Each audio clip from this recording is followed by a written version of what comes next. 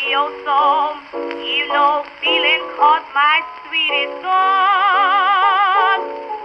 I mean, I've got it bad.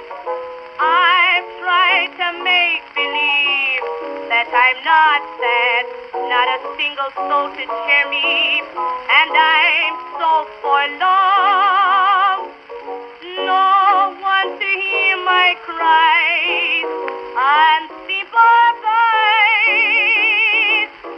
Nobody knows but my pillow and me.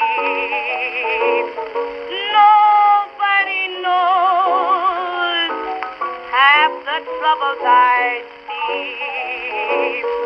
It's my delusion. Life is not a sweet song. It's my conclusion that the whole entire world is wrong times when I'm smiling, when I ought to be sighing, should be crying for a little bit of sympathy.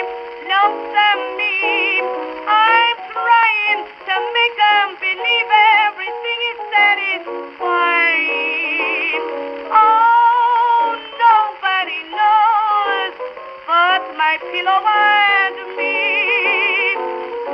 Nobody knows but my pillow and me. Nobody knows half the troubles I see. It's my delusion.